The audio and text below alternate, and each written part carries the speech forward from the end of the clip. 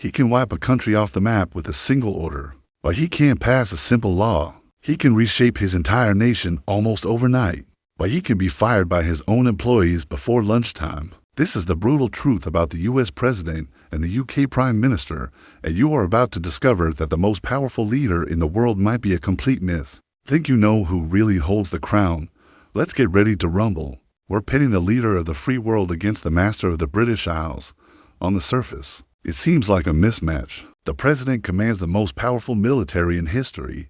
The prime minister, well, he has to ask permission to declare war. But what if we told you that the prime minister operates with a level of control that would make a president green with Emmy? The truth is, power isn't about who has the biggest weapons. It's about who can actually use their power without being stopped. Let's start with the source of their authority. The president's power is carved into the stone of the U.S. Constitution. He is both the head of state and the head of government, the living symbol of the nation, and its chief executive.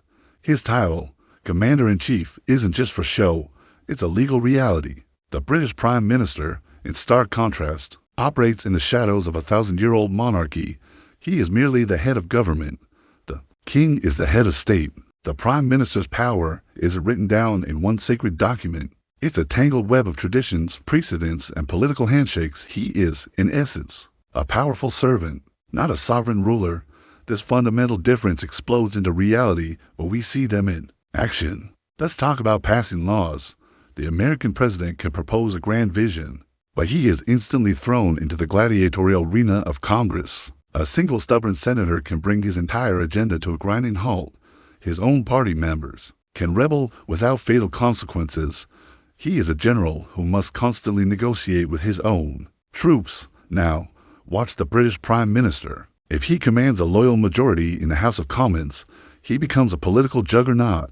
The party system in the UK is brutally disciplined. To vote against your own leader is often career suicide. For a strong PM, legislating is not a battle, it's a victory parade. He can reshape the nation's education, healthcare, and economy with a speed and efficiency that will leave an American president in awe.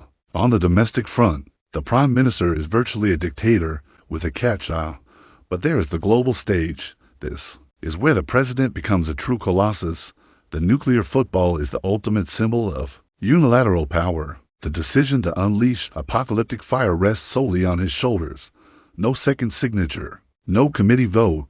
It is the most terrifying responsibility entrusted to any single human being. The UK's nuclear deterrent, while formidable, is shrouded in a veil of ambiguity. While the Prime Minister is understood to have the authority, many experts believe the military would require verification from others. Perhaps the Defense Secretary or even the monarch. The British button may not be his to push alone, but all of this leads to the single most dramatic difference: job security. How do you fire them? To remove a U.S. president, you need a political earthquake. Impeachment is a labyrinthine process requiring a House majority and a 2/3 supermajority in the Senate. It is designed to be nearly impossible.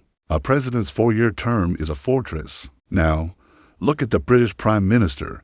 His power rests on a foundation of sand. A single bad poll, a rebellion by a few dozen of his own members of parliament, and his career can be over before the evening news. He lives every day with a sword of Damocles hanging over his head. One day he's in power, the next he's giving a farewell speech on the steps of Downing Street. His reign lasts only as long as his party's patience. So, who truly holds more power? The final verdict is a paradox. The U.S. president is a global emperor, a titan on the world stage whose domestic power is constantly checked and balanced. He has the reach, but not always the grip. The UK Prime Minister is a domestic sovereign, a master of his domain, whose global influence is secondary and whose hold on power is terrifyingly fragile. He has the grip, but only for a short while. It's not about who is more powerful, but what kind of power you value: unshakable global authority or total, yet temporary, control at home. The real battle of power isn't just about having it, it's about keeping it.